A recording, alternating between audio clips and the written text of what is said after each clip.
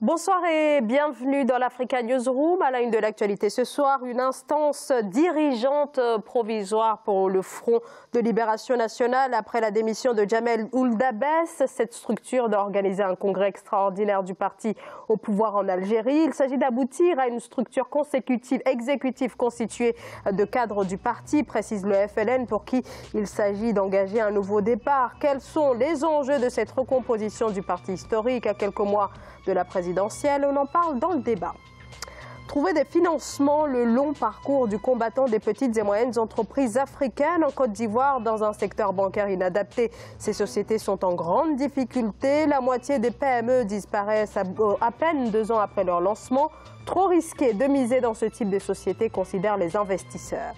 Puis on parlera tout à l'heure des difficultés de l'agriculture, secteur en attente d'industrialisation. L'agriculture est en crise et pour cause, seuls 5 pays respectent les engagements de Maputo de 2003 de consacrer au moins 10% du budget annuel à l'agriculture.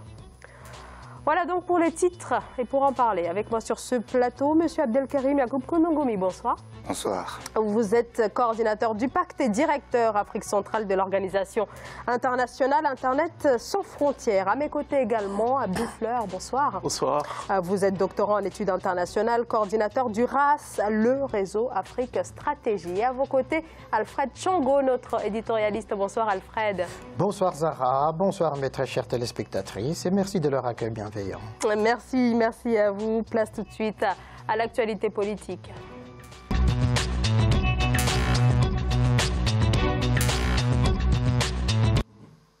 En Algérie, le FLN se prépare donc à ce congrès extraordinaire. Le parti a tenu ce lundi sa première réunion à son siège à Hydra. Aucune date pour l'heure n'a été fixée pour ce congrès qui doit aboutir à une toute nouvelle direction du parti. Pour ce faire, une instance dirigeante provisoire dirigée par le président de l'Assemblée nationale, Mouad Bouchareb, a été mise en place. Et à quelques mois de l'élection présidentielle, cette instance semble vouloir entériner le départ du désormais ancien secrétaire général de Jamel Ould-Abbès.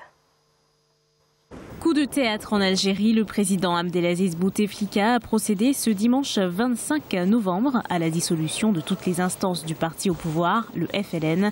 Cette décision intervient à 5 mois de la présidentielle de 2019. Le secrétariat de cette instance est composé de 5 des 15 membres du bureau politique sortant.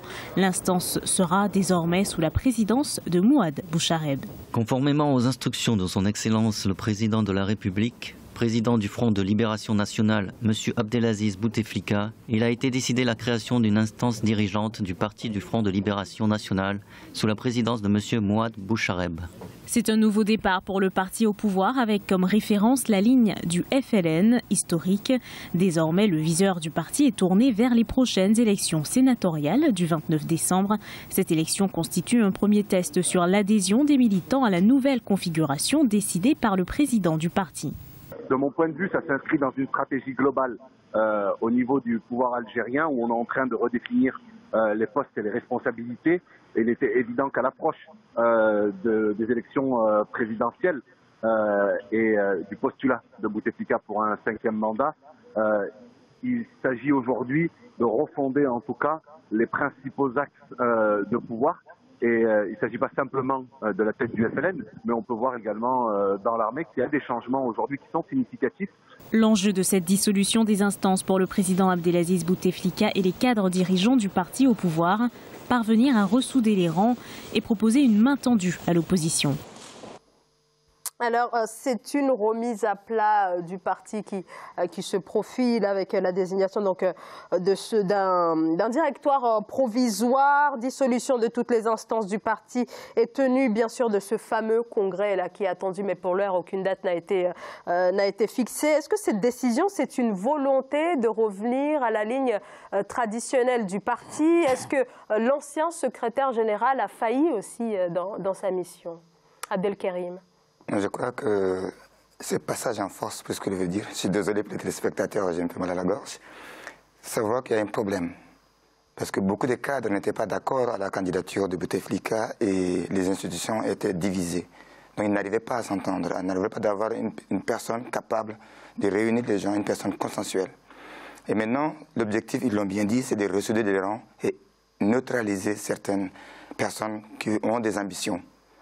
La deuxième chose maintenant qu'il faut savoir, est-ce que M. Bochareb est-il éligible?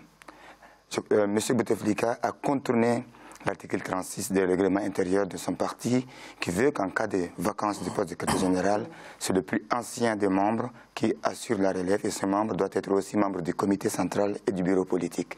M. Bochareb n'est ni de l'un ni de l'autre. Est-ce que maintenant, savoir est-ce que M. Bochareb est la personne providentielle ou bien c'est la solution, la personne pour une solution conjoncturelle? Tout porte à croire que ces jeunes dynamiques qui a eu une entrée en politique fulgurante, qui est montée en puissance, semble être la personne qui est capable maintenant, en tout cas pour arriver aux élections, la personne qu'il faut pour mener les partis aux élections. Mais aussi, personnellement, je crois que peut-être que c'est la personne qui pourra aussi être la personne consensuelle pour remplacer Bouteflika, parce que sa santé est très dégradée au cas où. Alors, effectivement, c'est la question qui se pose aussi, puisqu'on voit le président Bouteflika qui a imposé M. Bochareb. Alors, il n'est pas encore secrétaire général du parti. Oui, mais provisoirement. Mais voilà, provisoirement, en attendant... Ils peuvent rien faire jusqu'aux élections. Voilà. Ce qui fait qu'il a la capacité d'arriver jusqu'aux élections sans rien organiser. Alors, Abdou Fleur, est-ce que M. Bochareb est présidentiable? C'est une question aussi qui se pose et qui a été soulevée par de nombreux observateurs algériens. Cette question est assez relative. On peut répondre par oui ou par non, mais elle est assez relative. Pour moi, l'enjeu aujourd'hui, au-delà de ce comité transitoire ou ce directoire, c'est plutôt la succession. Elle est déjà ouverte depuis très longtemps. Et les récents changements plutôt dans l'armée est assez révélateur quand même. Les gens ou les deux généraux qui tenaient les leviers du pouvoir ont été changés. L'ancien secrétaire, le secrétaire ou l'ancien est changé. Donc je pense que la bataille de succession est assez ouverte. Et c'est dommage parce que moi, je ne souhaiterais pas parler de bataille de succession, mais plutôt de bataille d'alternance. Et je ne suis pas convaincu qu'on est dans cette dynamique, dans cette trajectoire, ce qui incontestablement prolonge l'Algérie, plonge plutôt l'Algérie dans une situation incertaine quand Bouteflika ne sera plus là. Et rien n'est impossible. Alfred Chongo. Je crois qu'il y a deux choses à dire par rapport à tout ce mouvement, ce jeu de chaises musicales qui est en train de se mettre en place au sein du FLN et du pouvoir en Algérie. Je crois effectivement que depuis longtemps, on est dans le crépuscule du pouvoir de Abdelaziz Bouteflika. Malheureusement, le FLN est un parti qui est figé, qui croit toujours qu'il doit avoir le pouvoir, la légitimité depuis la guerre de libération. Oubliant effectivement l'histoire récente, mais surtout l'histoire de la formation de la jeunesse algérienne. C'est-à-dire qu'il y a une forme de captation du pouvoir et les luttes d'influence qui sont en train de se jouer à ce moment montre cette cristallisation entre ceux qui veulent conserver le pouvoir à l'ancienne et ceux qui pensent effectivement qu'il est temps pour Abdelaziz Bouteflika de passer la main et donc qu'il y ait une nouvelle génération des jeunes politiques algériens qui peuvent accéder aux hautes fonctions de ce pays-là. La crispation, effectivement, est là. Et le fait qu'on ait écarté des généraux, qu'on restructure les services de sécurité et tout cela, ça montre que, d'une part, autour de Abdelaziz Bouteflika, la famille directe, et puis certains caciques du parti et les jeunes, il y a tout de même une fracture qui fait effectivement que, et je me pose la question, dans quelle mesure Abdelaziz Bouteflika est encore capable de décider de qui doit partir ou non, si ce ne sont pas justement ces instances qui sont autour de lui au niveau de la famille et puis des caciques du parti qui décident de ces choses-là. Abdelkarim. Moi, je crois que c'est très inquiétant ce qui se passe en ce moment en Algérie. Si vous êtes au courant, ils ont commencé à arrêter beaucoup de journalistes. il y a cette répression des journalistes dont je salue mon ami Semar qui a été arrêté et qui se bat justement pour la liberté d'expression. Ces signaux montrent un durcissement du régime et que, comme l'a dit tout à l'heure mon co-débatteur, le régime est en train de passer en force. Maintenant, Abdelaziz Bouteflika n'a pas réussi pendant ces 4 mandats à pouvoir préparer un dauphin, à préparer quelqu'un qui prend la relève. Ils ont tellement neutralisé tout ce qui avait l'ambition de pouvoir prendre la suite. On se retrouve dans une situation où les poids lourds de ces régimes se neutralisent mutuellement. Maintenant, comment va finir? C'est ça l'incertitude. Mais qu'est-ce qui est en train de se jouer là véritablement avec cette désignation? C'est l'avenir de cette dynastie qui est en ce moment au pouvoir, cette famille qui tient le pouvoir. Ça veut dire que soit cette famille continuera à tenir le pouvoir en choisissant une personne qui répondra à leur façon de gérer le pays, ou bien cette famille va partir de façon plus violente. Abdou Fleur, mais quand même l'ancien secrétaire général était quelqu'un qui était l'un des plus, en tout cas les personnes qui soutiennent le plus le président Bouteflika. C'est lui-même qui depuis 6 mois dit que le président va se présenter, mais finalement le président Bouteflika a décidé de se passer de lui pour choisir M. Bouchereb qui lui ne se prononce pas véritablement sur un 5e mandat du président Bouteflika. Je reprends la balle au rebond, je m'inscris totalement dans ce qu'il dit. L'enjeu n'est pas qui soutient Bouteflika pour moi ou pas, et je pense que c'est aux Algériens de prendre leurs responsabilités. L'alternance générationnelle doit être une réalité en Afrique aujourd'hui, au XXIe siècle. L'ancien secrétaire avait 84 ans, si je ne me trompe pas. Tout ça doit cesser. Il faut que les jeunes s'emparent des leviers du pouvoir pour de véritables alternances, pour quand même penser au développement de l'Afrique. Ce ne sont pas ces gens qui s'éternisent au pouvoir. Et comme il l'a si bien rappelé, quand même, ce qu'il n'a pas réussi à faire pendant 4 mandats, ce n'est pas aujourd'hui qu'il va le faire. Et mon collègue l'a rappelé tout à l'heure, je ne suis pas convaincu qu'il ait quand même cette possibilité de décider, qu'il ait même cette faculté de décider. Et l'enjeu aujourd'hui, c'est que sera l'Algérie de demain? Il y a beaucoup d'incertitudes et moi je crains au chaos. Et n'oublions pas, les conséquences peuvent être désastreuses parce que l'Algérie quand même appartient à une zone très conflictuelle, le Sahara, avec son voisin marocain où les relations ne sont pas au beau fixe, avec aussi les Touaregs de notre côté. Donc, il y a un cocktail explosif. Et je pense qu'ils doivent tout faire pour aller vers des élections transparentes, pacifiques, surtout une transition démocratique, ce dont je doute fortement.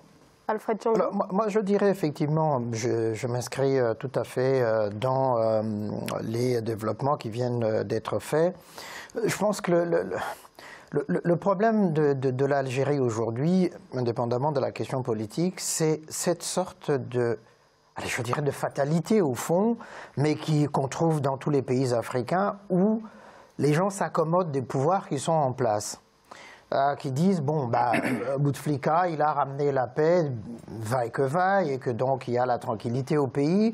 Donc, tant qu'il est là, on est sûr que plus ou moins cette stabilité, cette tranquillité sera là.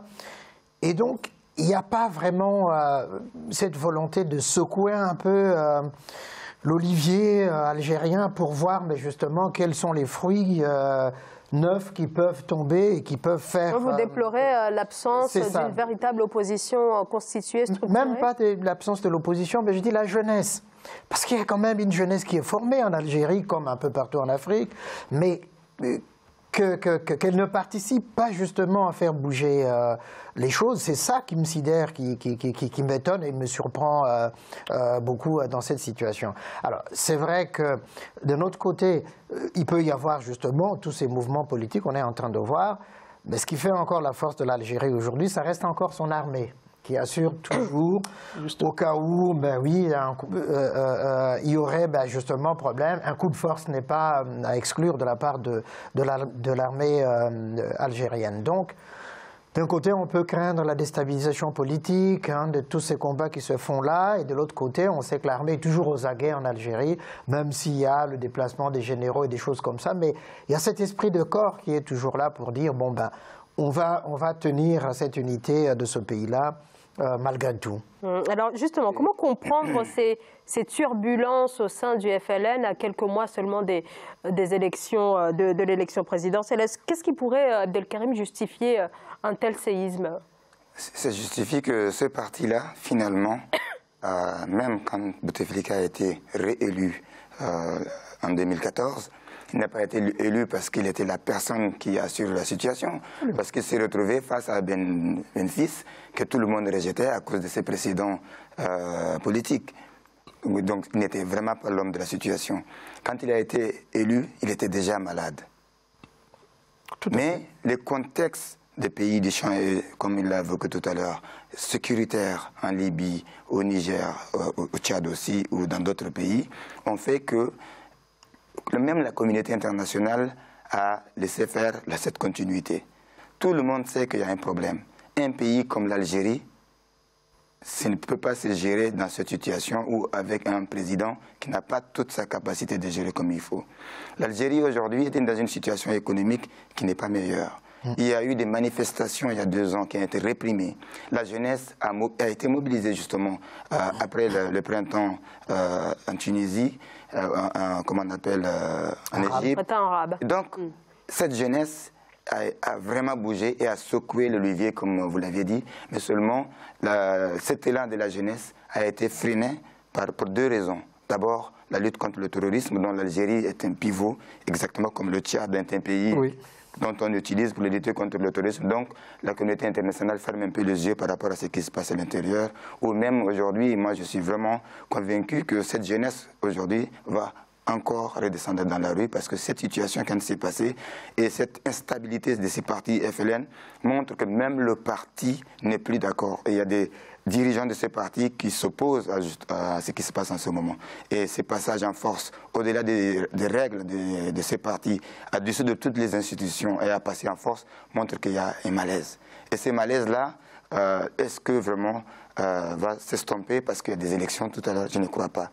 S'il y avait une opposition, c'est ça aussi l'autre côté qu'il faut tenir en compte, il n'y a pas une opposition unie avec un candidat unique pour présenter ou affronter ces systèmes. Donc la faiblesse de l'opposition, la répression et l'absence, en tout cas pour l'instant, de cette dynamique de la jeunesse fait qu'aujourd'hui ces partis se permettent de faire ça. Et en fait, mais l'opposition n'a jamais réussi à cristalliser l'opinion autour de sa vision de l'Algérie. Quand on regarde l'histoire de cette opposition depuis, si on prend simplement 1990 à aujourd'hui, ça n'a jamais pris, à part le Fonds islamique du salut qui est sorti de nulle part et puis qui a réussi à mobiliser avant qu'il ne soit stoppé. Alors, mais là, c'était quand même dans un contexte particulier, les années noires. Absolument, mais l'opposition en tant que telle, avant le fils, n'a jamais réussi justement à mobiliser autour d'elle toutes les forces vives, les forces sociales algériennes.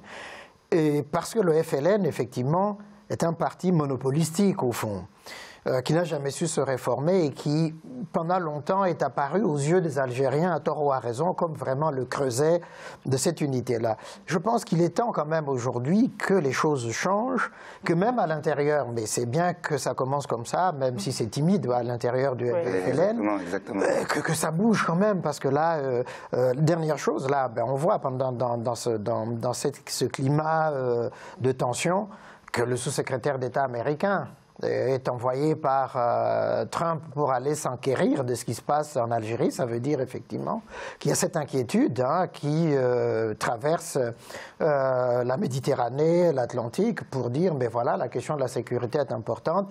Si l'Algérie est déstabilisée, qu'est-ce que ça devient? Donc voilà, donc il y a cet intérêt qui inquiète.